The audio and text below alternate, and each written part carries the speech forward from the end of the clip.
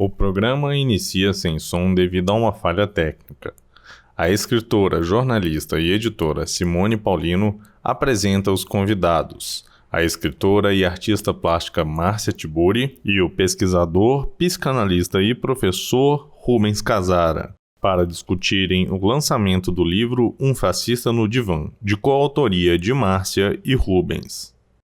A mediadora Simone Paulino está em uma sala ampla. Ao fundo, há uma estante com diversos livros e artigos de decoração. Simone segura nas mãos o livro Um Fascista no Divã. A capa é predominantemente amarela, com uma ilustração de um homem sentado em um divã vermelho. Márcia Tiburi está sentada em uma sala ampla e, ao fundo, vemos pinturas de sua autoria decorando as paredes. Rubens Casara está sentado em um escritório. Ao fundo, há diversas prateleiras de madeira contendo livros.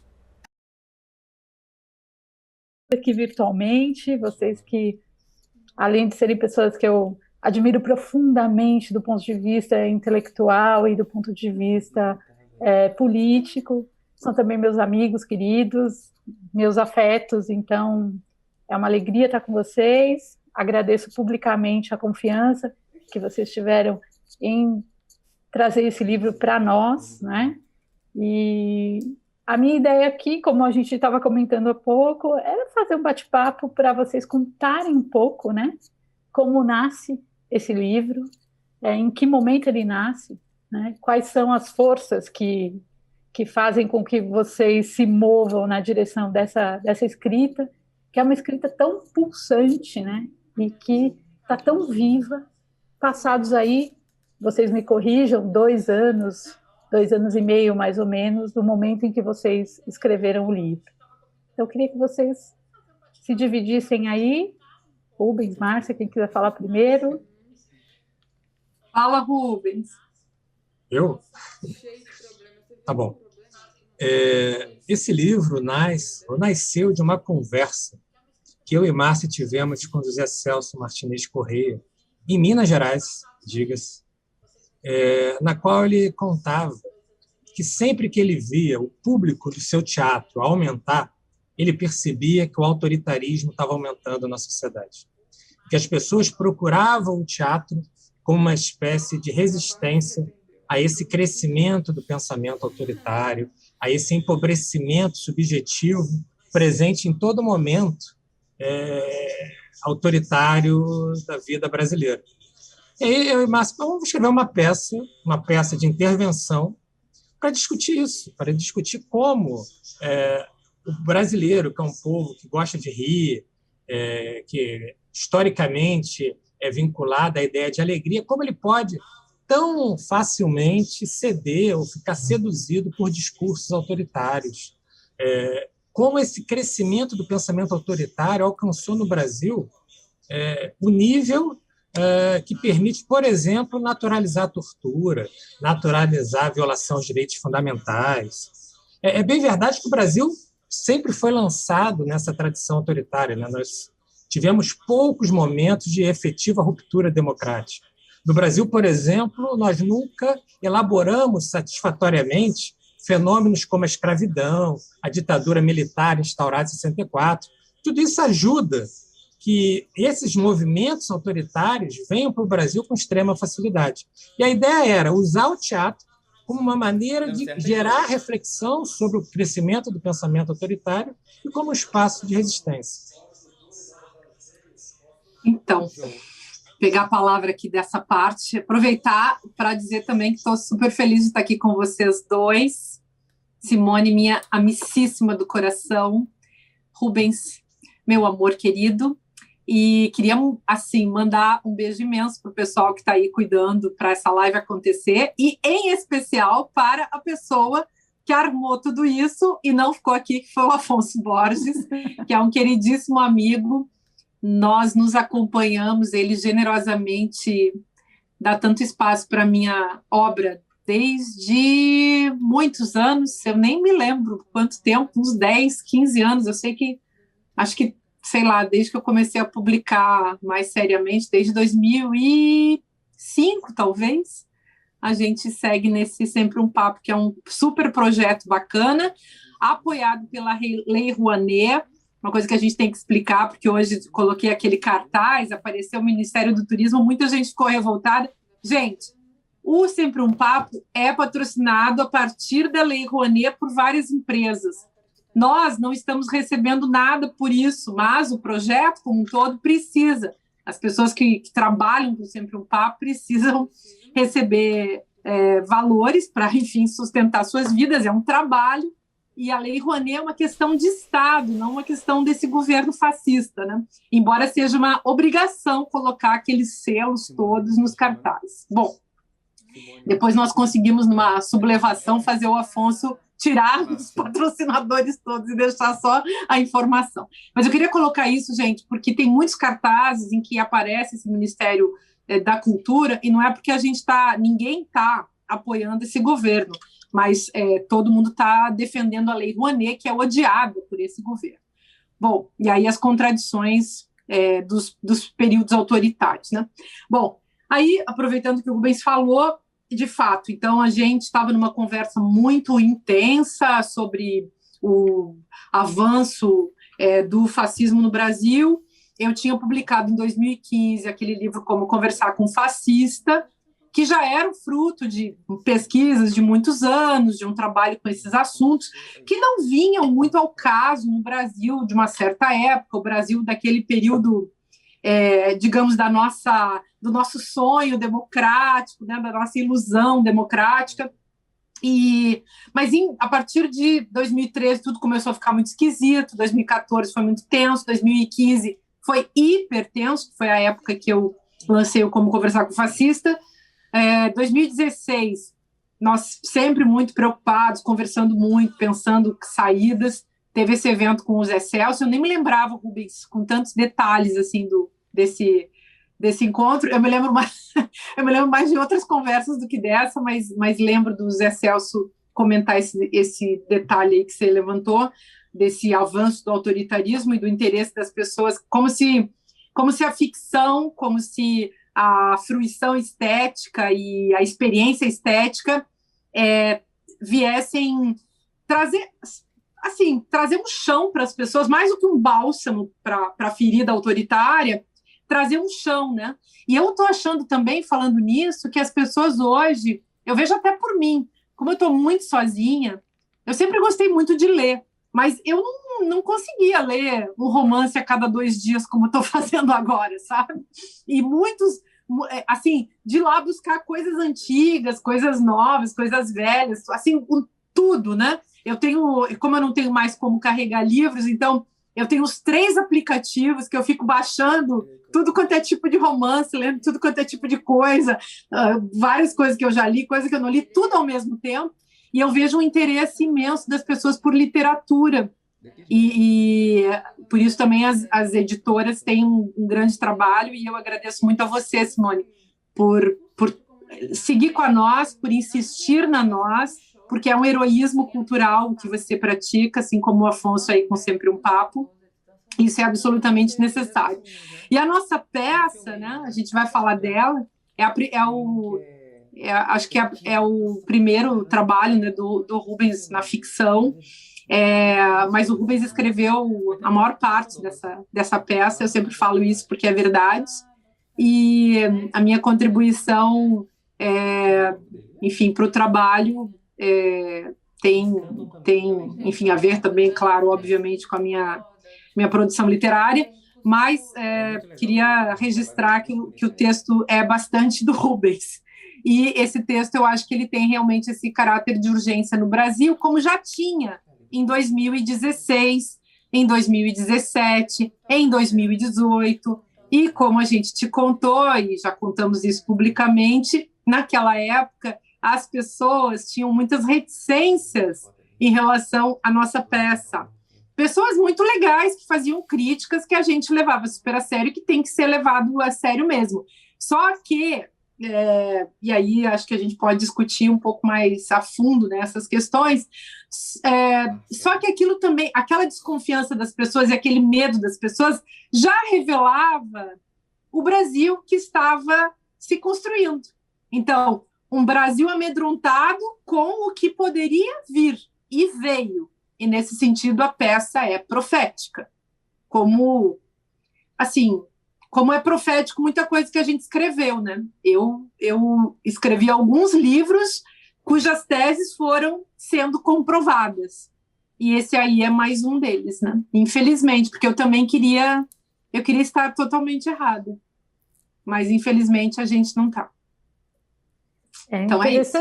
Interessante você falar isso, esse caráter profético, né?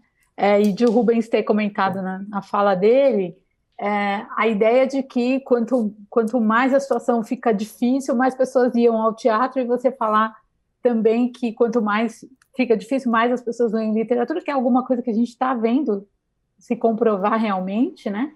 Daí a importância desse lugar político da arte, né? Mas eu queria trazer um outro elemento, que é o elemento da psicanálise, né? Que a psicanálise é um personagem, vamos dizer assim, muito importante na construção dessa peça, né? Porque, como você disse, você me corrige se eu estiver errada, Rubens, mas acho que é a sua primeira entrada mais na ficção, né? Mas trazendo um elemento de algo que você também vem estudando já há muito tempo, que é a psicanálise, né?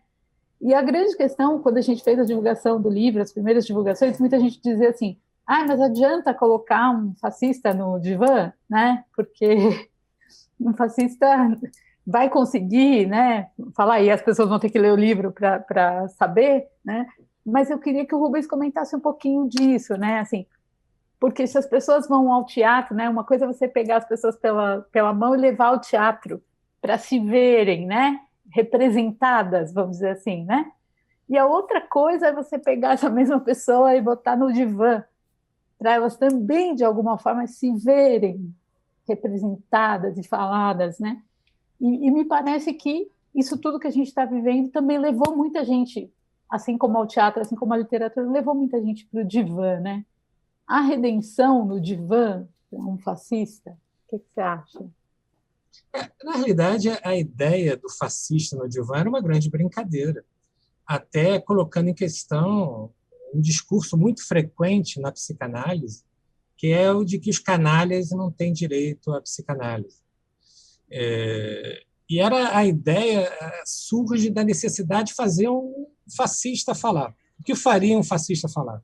Aí veio a ideia de um fascista se candidatar à presidência, e está muito tenso com essa perspectiva de enfrentar uma campanha eleitoral e precisar falar com alguém que não espalharia para outras pessoas o que ele pensa, o que está deixando ele nervoso, o que não está deixando ele nervoso. Então, a ideia foi basicamente essa. E brincar também com uma coisa mais séria, que é a existência de um fascista em potencial em cada um de nós. Tem um psicanalista, o Reich, que ele escreveu um livro para dizer isso, que lá dentro sempre há um potencial fascista que nós mesmos temos que aprender a domar. Por isso, o texto todo parte da tentativa de fazer com que as pessoas, no primeiro momento, se divirtam e depois percebam que aquilo em relação ao qual elas estavam rindo, na realidade vai ser a causa do sofrimento posterior, né? Uma ideia que vai da pulsão de vida à pulsão de morte, na realidade, sem nenhum tipo de separação. Isso a gente vê em todo momento fascista na história. Tem pessoas que não levam a sério, tem pessoas que acham engraçado, tem pessoas que acham que aquilo nunca vai sair do plano abstrato para o plano da matança, para o plano prático. Muita gente achava que o discurso de Hitler era engraçado, que Mussolini era um baixinho cômico. Em dado momento, as pessoas pararam de rir. E a ideia dessa peça é justamente essa, que as pessoas comecem a rir e passem a tomar consciência de que aquilo, em relação àquilo que fazia rir, na realidade pode também, em dado momento, produzir dor, sofrimento e morte. Essa questão da morte que está aí, né, assombrando todos nós, né, de tantas maneiras, e como você disse, né, a gente em algum momento pensa, não, mas ele não vai querer que as pessoas morram efetivamente, isso está só na fala, está só no discurso, é só um blá blá blá, não é? E a hora, como você disse, a hora que esse fascista começa a falar, a gente quase se identifica com ele num primeiro momento, acha ele meio ridículo, como diz a Márcia, acha ele meio patético, mas não chega a ter medo nem raiva dele. Depois esse sentimento vai se transformando ao longo da leitura, né? Mas, de fato, você citou essa questão da pulsão de morte, que ela parece que vai se espalhando também como uma espécie de vírus, né? A ponto de algumas pessoas, parece que, na realidade agora, e não no livro, né? Na realidade, pequena realidade, meio que se colocarem em risco de vida, né? Em favor de uma abstração que a gente não consegue saber muito, né? Queria que você falasse um pouquinho disso, Márcia, né? Porque é aquilo, você inicialmente se identifica com ele e depois você vai percebendo que vai ficando mais perigoso, mais perigoso, mais perigoso, né? Ele isso aí que o Rubens estava falando, desse fascista que há em cada um, ele é a base da construção desse personagem. E eu queria tocar nesse assunto com vocês, a construção da ficção, até porque eu acho que é uma noção, a noção de ficção é uma noção que nós precisamos ter disponível para usar na nossa época. E por que isso? Porque a gente vive num conflito entre verdade, pós-verdade, virtual, real, digital, analógico, ou seja, são esferas, realidade, simulação, né? São várias, digamos assim, esferas da experiência com a linguagem na nossa época. E uma das noções que a gente perdeu, eu acho que é a noção justamente de ficção. Uma coisa que tem no cinema, por exemplo, que não tem na televisão. E uma coisa que na internet virou uma simulação e é essa simulação também que flerta a todo momento com essa pós-verdade que virou natural. Então, é muito legal a gente poder recuperar a noção de ficção e trabalhar com ela. E a literatura faz isso, e a psicanálise, e tantos psicanalistas que escrevem literatura estão aí para ajudar a pensar isso também. A psicanálise, ela oferece, né, ela dá material também para a gente poder trabalhar isso, né? Daí eu acho que também por conta o Rubens não escreveu literatura antes, ou ficção antes, mas o fato dele conhecer muito psicanálise fez ele sacar e produzir, né, esse personagem e esses personagens e essa situação de um jeito muito fácil. Eu queria tocar nesse aspecto, então, da construção desse personagem, porque uma das críticas que a gente recebeu, muito válida e muito interessante, é que o nosso personagem era estereotipado demais. E nós insistimos na estereotipificação e continuamos com ela, embora vários dos nossos amigos queridos do campo do teatro e tal achassem demais. Too much. Não pode, é muito estereótipo. Ora, a gente queria mostrar um personagem estereotipado porque uma personalidade autoritária, um fascista típico, é um estereótipo de uma quantidade inacreditável de preconceitos. Hoje em dia, quando a gente vê o desfile do espantalho fascista mor da nação, ele é um estereótipo pronto, acabado. Por isso, muita gente achou que, naquela época, quando a gente construiu esse personagem, que a gente estava falando desta figura. Não estávamos. Embora ele inspirasse, embora certas frases ditas por ele estejam ali dentro, mas vejam, são frases que são clichês. Todos eles repetem. E todos repetem clichês por quê? Porque faz parte da personalidade autoritária expor clichês, repetir clichês. Não há função do pensamento reflexivo, o vazio do pensamento sobre o qual falava Hannah Arendt, uma experiência concreta nessa personalidade autoritária. Então, o nosso personagem, ele é inspirado em várias falas clássicas, clichêsões, preconceituosos, grosseiros, estúpidos. É um personagem que realmente faz aquela cusparada do discurso de ódio, e que vai chocando a nossa outra personagem, e aí ambos, evidentemente, simbolizam, representam instâncias psicopolíticas, a gente pode dizer, instâncias que estão sendo experimentadas, digamos, na experiência coletiva hoje em dia.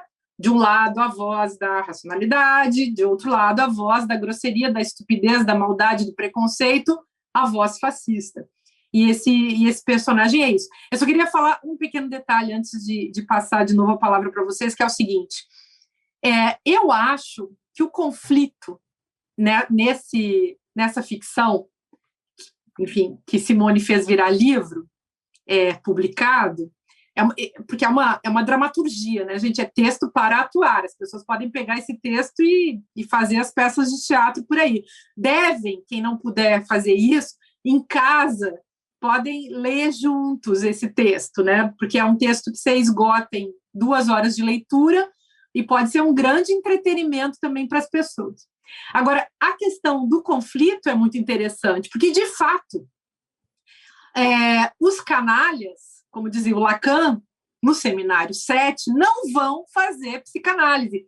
Eles não conseguem, dizia o Lacan. E por quê? Porque eles são burros. Burro no sentido do sujeito não ter uma subjetividade suficientemente consistente para encarar um espelho num consultório de psicanálise. Inclusive, a função que o Adorno, na escala F, né, chamava de intracepção, não existe. O sujeito não consegue se voltar para dentro dele mesmo para refletir sobre si mesmo, para fazer, sei lá, um exame de consciência, ou para simplesmente se conectar com a sua própria dor, que é o básico. Isso aí não tem como. Então, ele não vai conseguir se conectar com a dor do outro, porque com a sua própria ele também não tem como se conectar. Até porque doeu muito, e a gente coloca isso no texto. Quer dizer, como é que isso pode ter doído?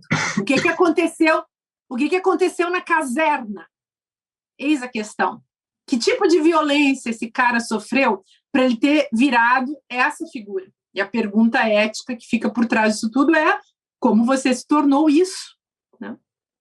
Nem todo mundo se interessa por essa questão, mas essa é a grande questão humana, a meu ver. A grande questão que nos traz aqui, que nos faz permanecer nesse mundo. O que nós estamos fazendo aqui, como nós nos tornamos isso que nós estamos sendo. Para mim é isso. Você quer comentar, Rubens? Eu gostei muito dessa coisa que a Márcia falou da ficção e da simulação, né? E você trabalha muito a questão da verdade, da pós-verdade, né? Quer dizer, a gente está trabalhando com elementos que são similares, né?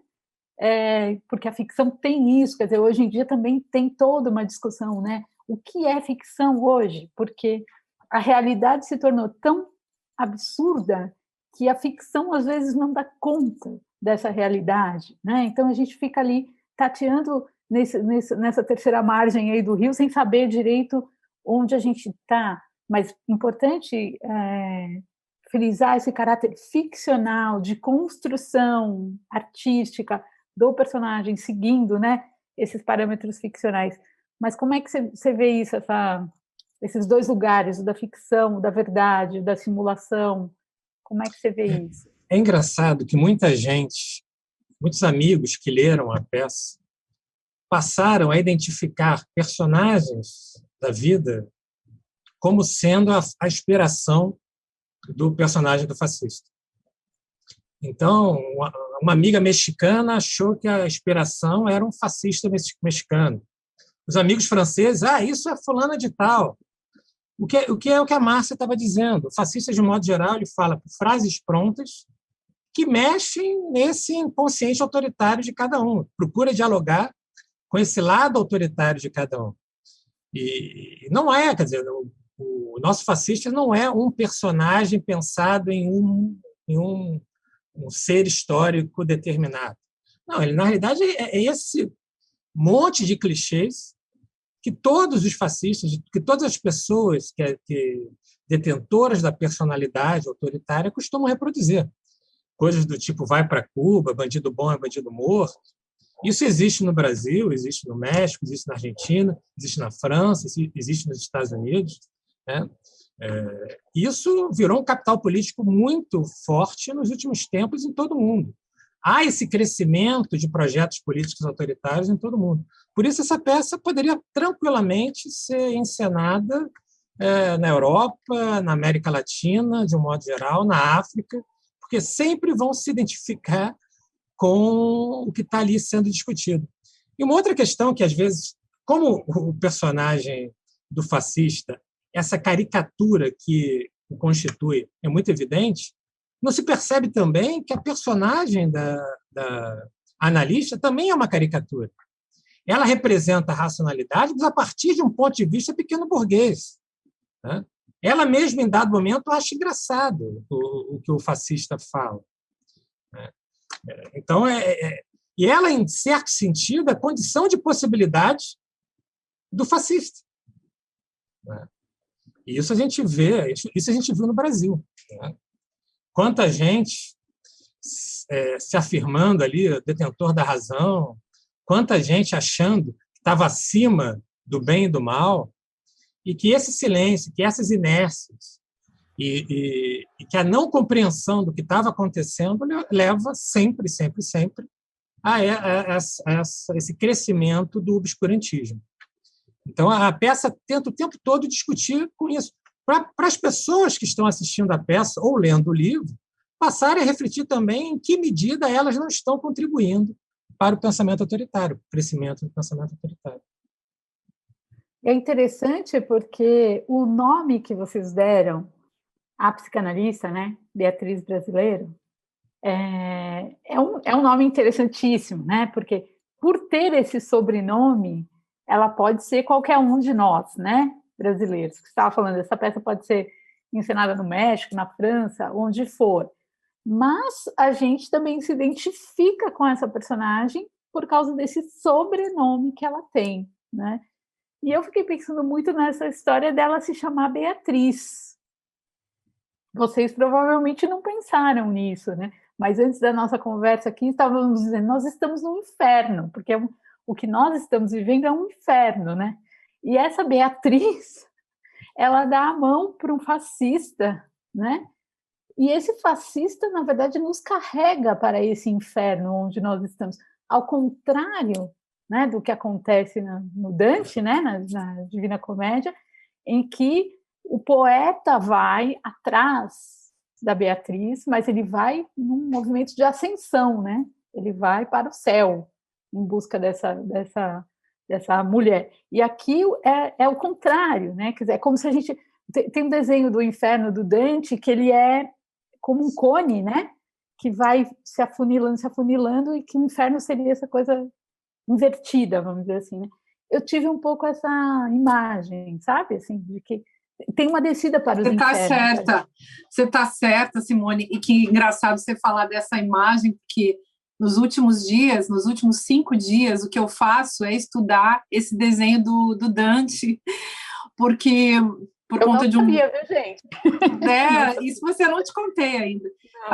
Porque eu estou numa viagem aqui de um novo projeto que eu criei, não contei nem para o Rubens ainda, e eu estava muito debruçada sobre esse desenho, sobre o inferno do Dante, que tem tudo a ver, evidentemente, com a gente. Só que, e claro, a gente sempre lembra de Beatriz, não, é inesquecível. Porém, tem uma Beatriz bem importante nessa história, que é a Beatriz Azevedo, que era quem tinha nos convidado para um evento em Ouro Preto, com o Zé Celso e tal, e aí, para um debate todo, e a Beatriz era, então, originalmente, quando a gente criou a ideia da peça, ela era nossa diretora, e assim ela seguiu, porque no dia que nós conseguimos fazer aquela leitura furtiva e militante lá na Mídia Ninja, na Casa da Mídia Ninja, no Rio de Janeiro, com a Zélia Duncan e com o Paulo Betti, a Beatriz ainda era nossa diretora. Nós fizemos todos os esforços, quando a gente ainda estava tentando produzir a peça, a Beatriz sempre esteve conosco nesse desejo, nessa função de realizar a peça. Então, tem essa função psicanalítica também da nossa diretora Beatriz, né? Então,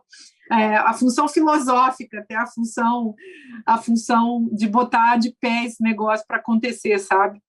Acho que isso também torna interessante pensar em por que essa figura apareceu. Agora, o que é ser brasileiro é uma questão psicanalítica também, né, Simone? Eu ontem estava até falando isso com o Rubens, né? O Brasil é um país que vem, o nome do nosso país vem de... tem duas coisas importantes, né? Uma que é o pau-brasil. A gente Sim. cortou o pau, sobrou só o Brasil. Então, o que é esse país que tem um pau fantasma? É que nem Hamlet. Hamlet, seu pai fantasma. E esse pau pai fantasma, esse falo, que sobrou só a cor, né? É tão óbvio, né, gente? Que a gente vai ter que mudar o nome desse país. Sobrou só a cor. Sabe quando você diz não sobrou nem a cor? Ainda temos a cor. E a cor é um grande problema no nosso país. A cor, todas as cores são um problema para nós. A história da cor, né, no Brasil é uma grande questão, que não vem ao caso a gente falar agora, mas enfim. E aí é interessante pensar isso, né? O que sobrou desse nome do pai? E o que é ser brasileiro? O que é ser brasileiro? Esses dias eu vi uma psicanalista falando, né? Ela uma fala assim que me tocou profundamente. Ela dizia assim: ser brasileiro é um trabalho, porque é diferente você ser estadunidense, francês, italiano. Você não é brasiliano, você não é brasiliense, você não é brasilês. Você é brasileiro, como um padeiro, como um carpinteiro, né? Você como um mineiro. Você é um sujeito que está ali na função, no trabalho. E como esse país colonizado, esse país destinado a ser essa merda, né, que a gente ama, como esse país dói. Por que dói? Dói por tudo, mas eu acho que dói também por essa castração originária, sabe? Assim, a coisa já nos foi extirpada. Então, é um país onde só o feminismo tem futuro, gente, porque só a mulher feminista sabe lidar com a castração. Isso é certo, né? Então, a gente tem que acabar com esses fascistas. Acho que os homens podem começar a se preocupar, começar a se preocupar com a sua masculinidade, investigar a sua masculinidade, tentar se entender como as mulheres fizeram ao longo da história, né? E chegamos até aqui, sobrevivemos a essa merda patriarcal, estamos aqui porque fizemos muitos esforços e continuamos fazendo. Aliás, dia 25 a gente vai lançar a campanha Nem Pense em Me Matar, Levante Feminista contra o Feminicídio, Nem Pense em Me Matar, que é uma coisa que a gente vem construindo as feministas brasileiras desde a virada do ano. E é isso, gente, porque a gente sabe que nós temos que sobreviver. Nós, mulheres, já sabemos disso há muito tempo. Os brasileiros que estão aí, debaixo da chuva de perdigotos fascistas e virulentos, podem aprender com a gente sabe como que faz essa merda.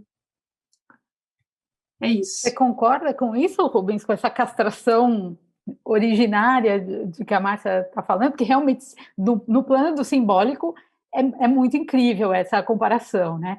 E daria para especular o fato de que o pau-brasil, né, que é a árvore que deu a origem ao nosso nome, na verdade, ela produz uma cor, né? Ela produz uma tinta, né?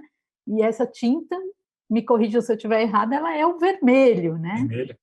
E é esse vermelho que é tão rechaçado, né? A nossa bandeira jamais será vermelha, mas derramar o sangue do pobre, do negro, da mulher... É a denegação. Né? O nosso destino é feminista e comunista, galera. Pois é, exatamente. Então parece que no plano simbólico faz muito sentido isso, né? Não só a nossa bandeira pode até não ser vermelha, mas o nascimento do Brasil se dá sob o signo do vermelho, que é o signo da fraternidade. Só que, por outro lado, e essa sacada da psicanalista mencionada pela Márcia é sensacional em relação ao nosso livro, porque a paranoia que é constitutiva do fascismo é justamente a ausência da inscrição do limite, a ausência da castração, a ausência do nome do pai. Então, a pessoa parte automaticamente ao ato, sem qualquer reflexão, a partir de certezas delirantes. E esse tipo mental está cada vez mais presente na sociedade brasileira. Hoje, de modo geral, as pessoas ou estão atuando a partir de um registro paranoico, ou seja, psicótico, a paranoia é uma espécie de psicose, ou no registro perverso, a perversão funcionando como um anteparo da psicose. Então, ele sabe que tem limite, viola o limite e goza ao violar o limite.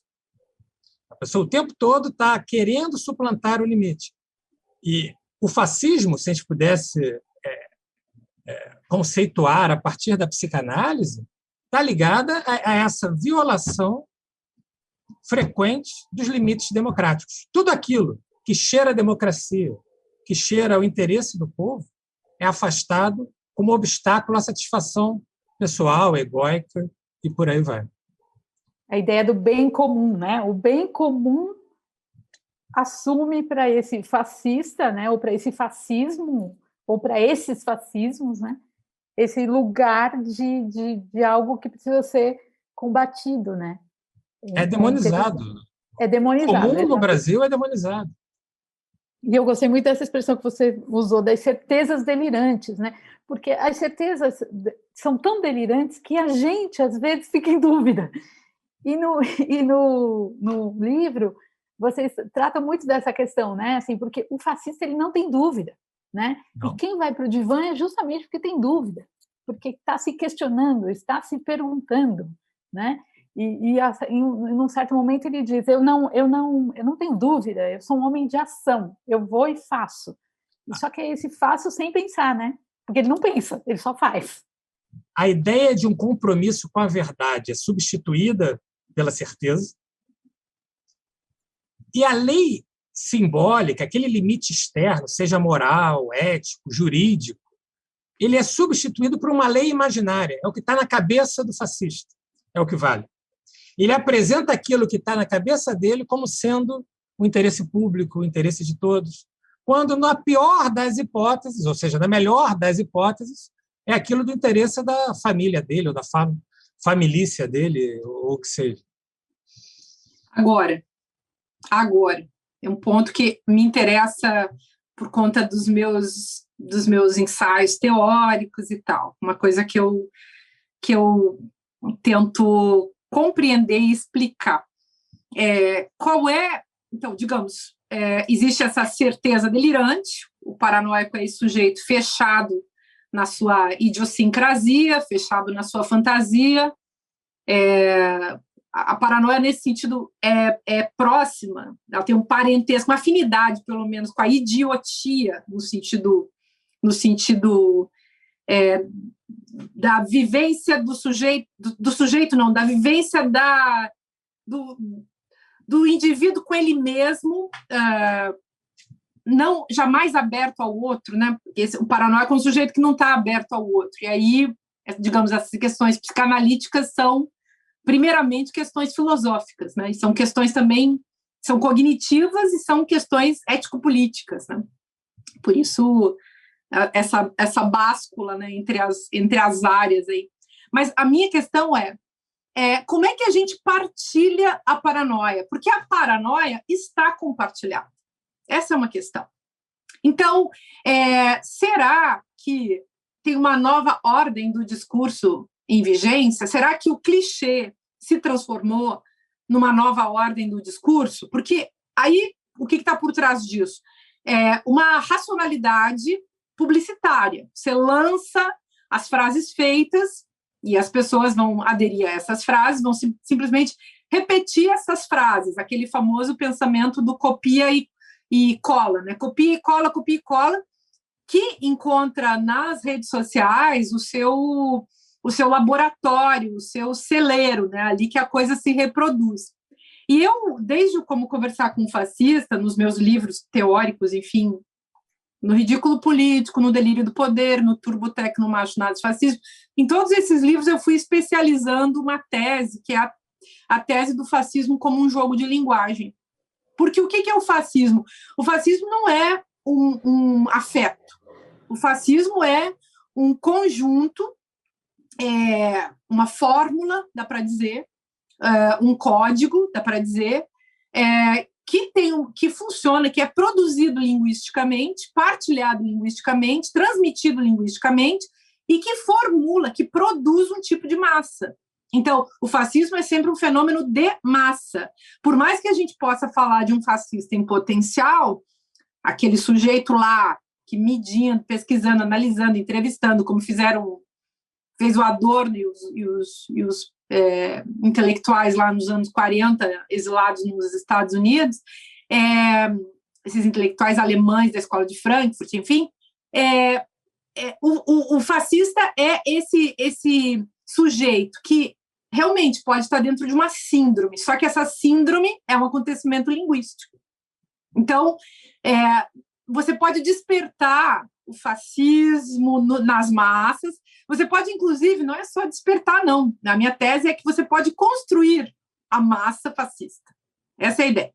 Então, você não desperta pura e simplesmente. Você, claro, tem potenciais autoritários, recalcamentos, ressentimentos, afetividades mal resolvidas, mas o ódio é uma coisa que você planta. E, para plantar o ódio, você precisa ter gente confusa. Você precisa ter gente que não entendeu direito o que está acontecendo. Pessoas inteligentes dificilmente conseguem sentir ódio. Vou dar um exemplo aqui de uma pessoa muito importante na vida de nós três e na vida do Brasil, que é o Jean Willis. Eu me lembro do Jean falando assim, o Jean, que inclusive escreveu o prefácio do meu Como Conversar com o Fascista. O Rubens também escreveu uma apresentação naquele livro tanto tempo atrás, né? Mencionar isso porque a gente está junto nessa conversa há muito tempo, né? E o Jean, um dia, sei lá, 2019, 2020, ele falou uma coisa que me tocou muito. Ele disse assim, olha, gente, eu estou sentindo ódio e eu estou sentindo ódio do ódio que eu estou sentindo. Eu não estou gostando de sentir esse ódio. Então, eu pensei, claro, ele não está gostando de sentir uma coisa que ofende a inteligência dele. Quantas vezes nós, pessoas humanas, enfim, aí lançadas no mundo, nos sentimos mal com maus afetos? Se a gente sente inveja, a gente fica triste de sentir inveja. Se a gente sente ódio, se a gente sente raiva, se a gente sente algum ressentimento, alguma mágoa, nós que refletimos sobre essas afetividades e que ajudamos a nossa sensibilidade a se melhorar também através das nossas pesquisas, dos nossos estudos, a gente se sente mal com essas coisas que a gente às vezes sente, né?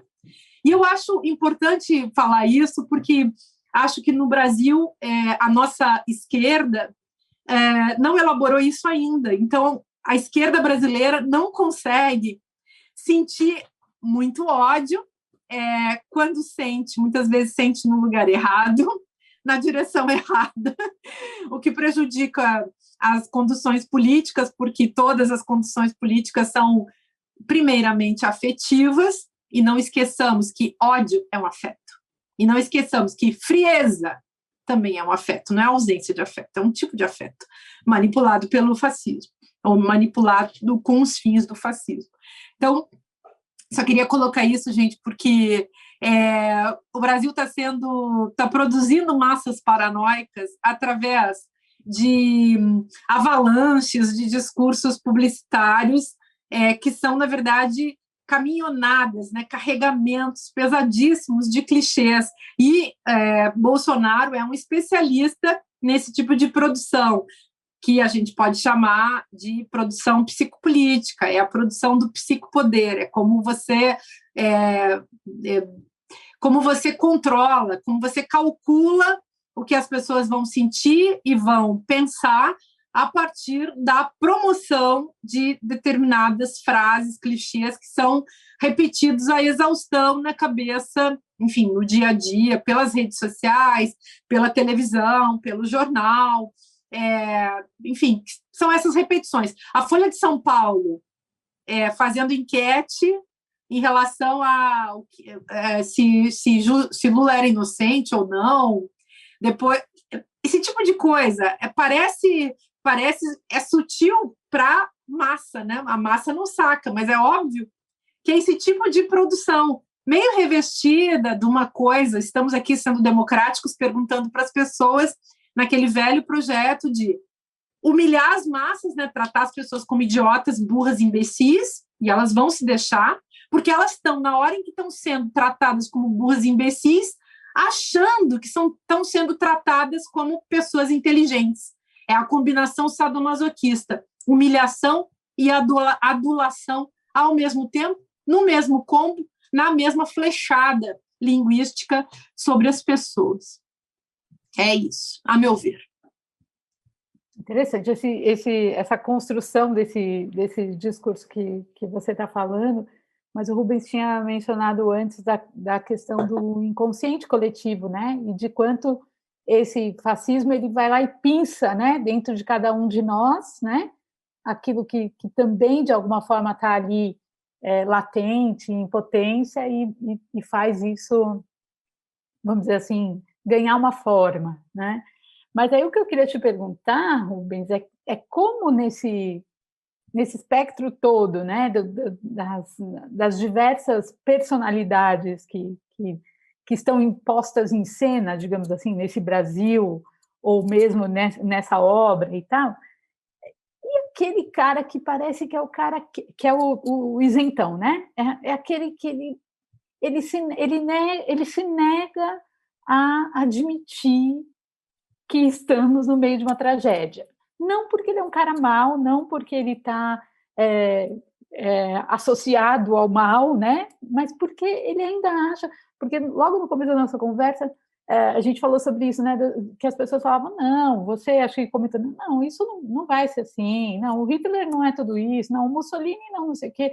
Eu lembro muito sempre do Sartre e da Simone de Beauvoir, porque quando você vai ler, você vê que durante muito tempo eles negaram. Não é nada disso. Não vai acontecer. Não, imagina, isso é exagero. Esse Hitler, não, é um ridículo.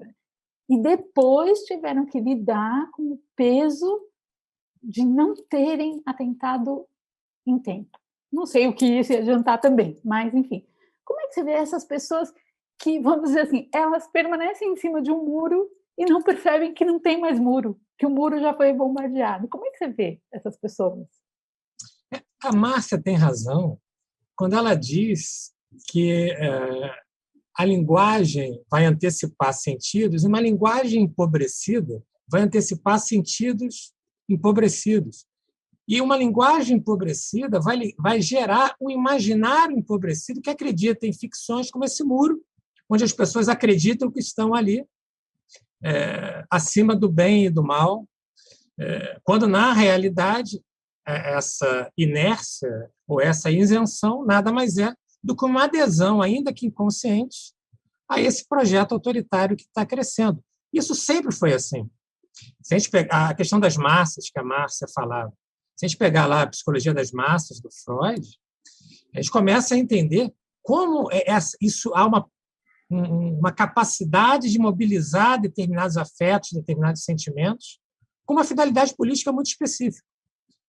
Todo o movimento autoritário das últimas décadas tem, basicamente, manipulado dois sentimentos. O ressentimento do homem branco, que às vezes tem como único privilégio ser homem e ser branco, e que começou a perceber que políticas afirmativas reduziam esse privilégio, diminuíam essa desigualdade. Ele começa a se sentir atacado pela melhora da condição de vida das mulheres ou dos negros, e também o medo, que é um medo compreensível numa sociedade como a nossa. Então, manipulando medo e ressentimento, os movimentos autoritários crescem. E isso se faz a partir do quê? De máquinas de produção de subjetivismos, que são máquinas de produção da linguagem, que são máquinas de produção desse imaginário autoritário. Então, o desafio, eu acho que a gente tem que lutar, é uma perspectiva evidentemente de esquerda, pela aquisição de todas as máquinas de produção, das materialidades e também das máquinas de produção das subjetividades e dos imaginários. E, nesse campo, a esquerda perdeu, mas perdeu assim de goleada. Nós perdemos a disputa pelo imaginário.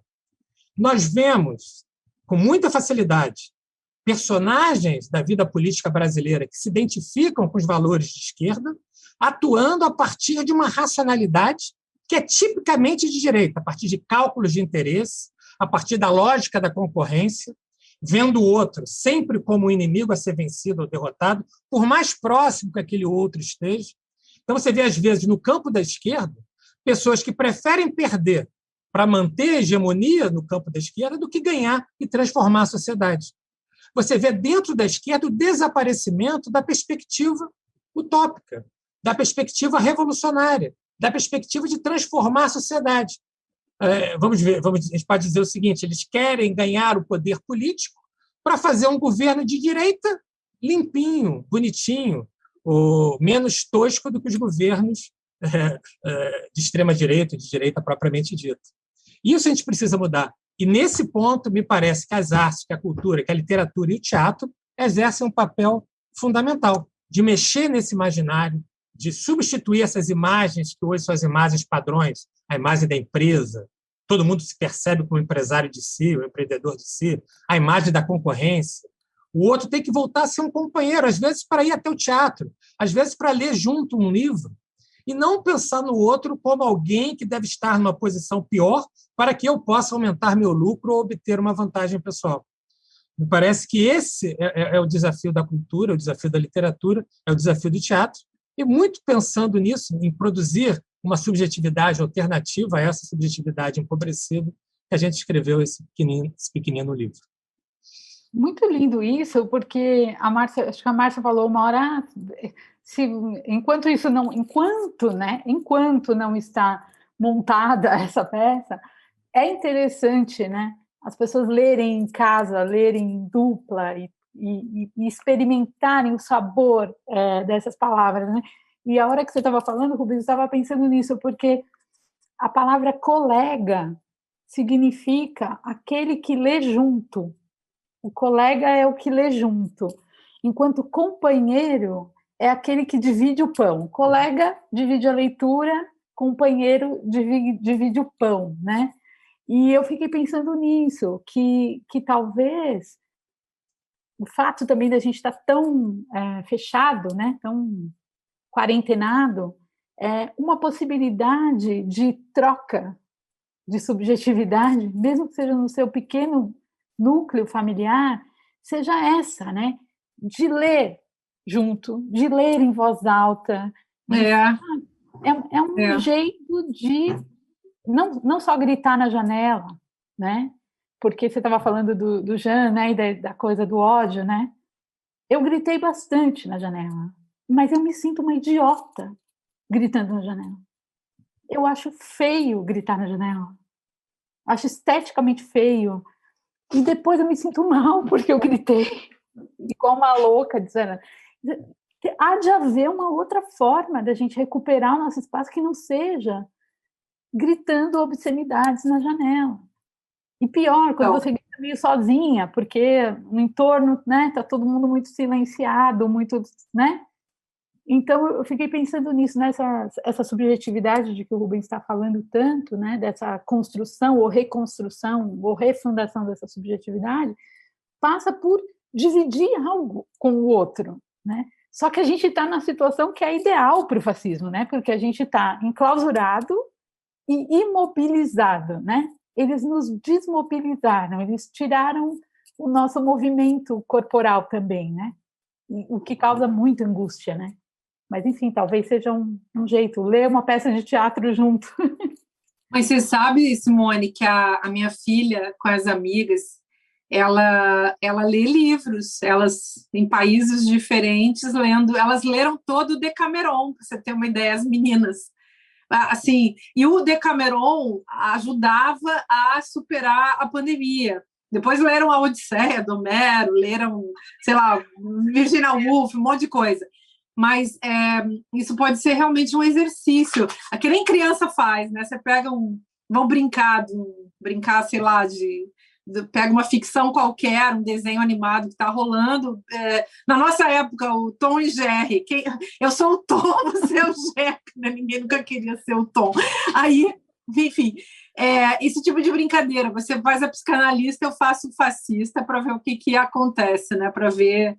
Eu acho que esse texto tem um caráter performativo que pode ser realmente denso e interessante para as pessoas. E trocar de lugar também é interessante, né? Você faz primeiro um e eu faço outro. Eu leio um, né? Porque também você se coloca nessa outra perspectiva, né? É um meio, eu pensei assim, né? Subjetivo de fazer esse exercício de alteridade, né? Através pode ser legal. De se mover, porque nós estamos num momento em que a gente não pode se mover, né? A impressão que a gente tem é que tudo está sendo feito também, se isso também não é uma certeza delirante minha, Rubens, porque uma dada pessoa tem certeza absoluta que até a própria pandemia foi criada para tirar o poder dele, né? Então, eu também não sei se é uma certeza delirante minha, de que eles querem mais é que a pandemia se estenda para a gente não ir para a rua, né? É um pouco a sensação que eu tenho. Né? Estamos Essa pandemia está fazendo, às vezes, a reforma da Previdência. A quantidade de pessoas que morreram, que estão morrendo, e se deixar morrer, é uma opção política, inegavelmente uma opção política. É a solução final, né, gente? Porque economiza, como os nazistas criaram os fornos crematórios para economizar munição e tornar a logística mais prática. Não é à toa que o ministro da Saúde foi um pseudo-especialista em logística. Para a vida ele era péssimo, mas para a logística da morte ele foi ótimo. Essa gente há de ser julgada num tribunal internacional, sabe? Há de ser.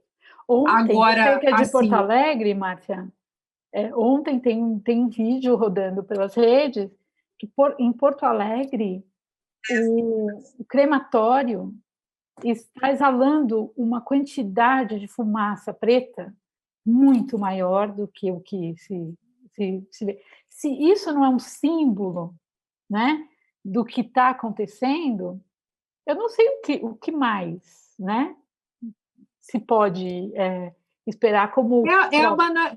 Para não deixar passar também, é muito assunto, né, mas é a banalidade do mal, né, gente, que se materializou num nível que, assim, não sei, a gente vai ter que... Eu acho que se a coisa não parar, todos nós sabemos onde é que isso vai parar. Se a coisa não parar, vai acabar muito pior do que está agora. E eu tenho falado sobre o que eu acho que pode acontecer no futuro e não é nada bom. Então, a gente vai ter que parar com essa coisa. Do contrário, gente, mesmo parando com essa coisa agora, daqui a pouco, vai ser muito difícil reconstruir o Brasil. Mas muito, muito, muito, muito, muito, muito, muito. Mas imagina ser... Poliana, né, vai dizer o seguinte, como você disse, ser brasileiro é um trabalho, é uma função, né? Então, eu acho que a gente vai conseguir. A gente vai conseguir reconstruir, né? Por mais arrasada que a gente encontre, a gente vai conseguir. E eu tenho comemorado cada vacina, né? Porque a gente acaba vendo muito mais os artistas que estão se vacinando, né? E eu fico imaginando, você não está mais no Facebook, Márcia, você não vê muito essas, mas eu fico imaginando como se tivesse uma arca, né? E a gente estivesse vacinando algumas pessoas para botar dentro dessa arca para garantir que algumas espécies não sejam extintas, né?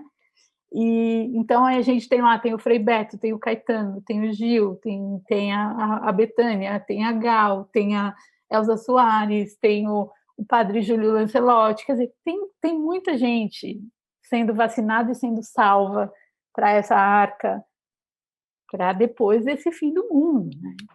Só que o fim do mundo está demorando muito a passar, né? Isso que é difícil. Mas, enfim, olha, eu acho que a gente já está estourando aqui o tempo. Eu ficaria a noite toda aqui conversando com vocês, como já ficamos tantas vezes, né? Mas queria agradecer demais a conversa e agradecer muito as pessoas que estão aqui com a gente, que acompanharam tudo. eu não sou muito boa de ir acompanhando aqui ao mesmo tempo que eu estou falando e pensando e perguntando e ouvindo, né? Mas queria muito agradecer, dizer para todo mundo que o livro está chegando nas livrarias. Quem está em São Paulo já encontra o livro na Mandarina, na Tarde, na Simples, na Travessa. Se quiserem comprar o livro, comprem preferencialmente dessas livrarias independentes, perto da tua casa, no teu bairro, que estão com a porta fechada, mas as pessoas estão trabalhando, estão entregando os livros, estão tentando sobreviver, está muito difícil para quem é livreiro, né? Então, se quiserem comprar, se puderem comprar, comprem numa livraria perto de vocês, porque aí vocês vão estar ajudando também o livreiro, que são pessoas como nós, que estão aí na luta para fazer circular essas ideias, né? Para poder, de alguma forma, aplacar esse teatro do absurdo em que a gente está mergulhado, né? Obrigada, Simone. Obrigado, Simone. Só lembrando que os desenhos do livro são da Márcia. É verdade! Além verdade, de a capa é conhecida como maravilhosa. filósofa e professora, mas é uma baita artista plástica. Simone mostra o livro aberto, revelando a capa e a contracapa com ilustrações de Márcia Tiburi. E a minha filha veio me perguntar hoje, mas mãe, a Márcia fez artes plásticas onde? Porque eu estou adorando as obras dela. E olha que minha filha é uma boa... Fofa. É verdade, tinha até esquecido, né? Eu fiz um mosaico e a Simone usou são 9 pedaços, e depois eu vou colocar lá no Instagram. E eu criei um Instagram só para mostrar as artes visuais. Oi? Eu estava pensando nesse vermelho que está aqui, que a gente falou tanto do vermelho, né? Da cor Total. Do vermelho, né? E ele está aqui, total, impregnado. Ó, vai ter surpresa no dia 31 de março, falando em artes visuais. Vai ter uma obra que vai circular aí nas redes, que vocês dois já sabem um pouquinho como ela é, mas depois a galera vai ver, e é para a gente, enfim, pensar a ditadura militar brasileira. Que esse é um assunto dos nossos recalques não resolvidos na nossa nação, e a gente está precisando fazer psicanálise à luz do dia e falar tudo, né? Enfim, Simone, super obrigada por esse livro, obrigada por estar junto, obrigada pela parceria, Rubens, obrigada ao pessoal do Sempre um Papo aí também. Beijão para todos. Obrigada, boa noite. Boa noite. Beijo. Até depois. Beijo. Até.